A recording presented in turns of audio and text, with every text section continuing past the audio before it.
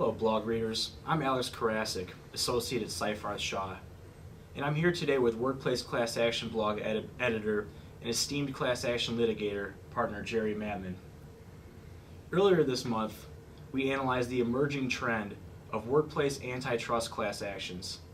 Today, we're here to discuss two recent appellate court decisions regarding the scope of Title VII. Jerry, tell us about the recent Zarata decision in the Second Circuit. Very precedent-setting case, an en banc decision where, in essence, the Second Circuit held that Title VII protects gay employees. It was a decision greeted with a lot of commentary in the media. It lines up the Second Circuit with the decision from last spring by the Seventh Circuit in the Hively case, and it's opposite or rejects the decision of the 11th Circuit last year in the Evans case. So in essence, what is being set up is a showdown eventually in the United States Supreme Court or in the halls of Congress over the scope and parameters of the protections of Title VII. Thank you, Jerry. There was also a recent Sixth Circuit decision involving employee protections under Title VII. Tell us about this one. Well, this is the EEOC's foray into this area. It involves a lawsuit brought against a funeral home in Michigan. It's called the R.G. Harris case, and it's on behalf of a transgendered employee. The employer won the case in the district court, receiving summary judgment, but this past month the Sixth Circuit reversed that decision, held that the EEOC stated a valid claim under Title VII for a transgendered employee, and constrained the defense that the employer had raised under a statute involving religious rights.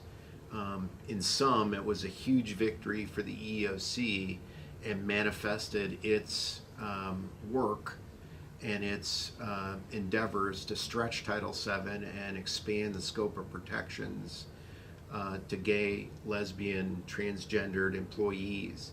It again sets up a pretty significant circuit split and a debate in Congress as to the parameters of Title VII. Thank you, Jerry, for breaking down these two key appellate court rulings. Now tell us, how do they stack up with the EEOC and Department of Justice's positions on these issues? Well, if you're an employer, you almost need a scorecard or a crib sheet to keep track of the myriad of positions expressed by our one federal government, but a dichotomy between the views of the Department of Justice and the EEOC. In fact, in the recent Second Circuit case, both the DOJ and the EEOC submitted amicus briefs on the issue of the scope of Title VII, and they were polar opposites, with the EEOC arguing that the statute should be read to protect the employee in question, and the DOJ indicating that Title VII does not protect gay employees in this respect. So I've been a lawyer a long time, I think 36 years now, never have seen two federal government agencies submit amicus briefs in an important case like this, espousing opposite views. I think this underlays the significant politics involved in this particular issue. As Attorney General Jeff Sessions stated, why in the world would representatives of Congress propose bills to expand the scope of Title VII if indeed Title VII already protected these areas? I also see it with phone calls and counseling assignments I receive from clients. Clients don't wake up in the morning saying to themselves, how am I going to discriminate against an employee? They're thinking about the competitive edge they gain with selling great goods and services and delivering products and services to customers.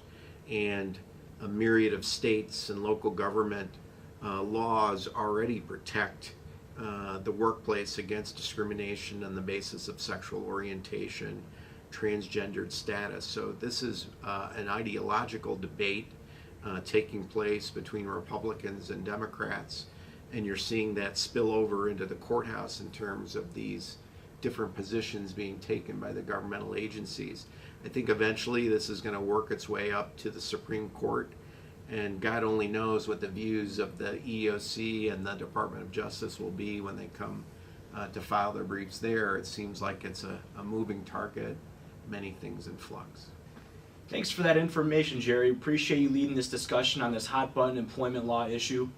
Blog readers, please stay tuned and please be sure to subscribe to our Twitter feeds and our blog for the latest and current updates.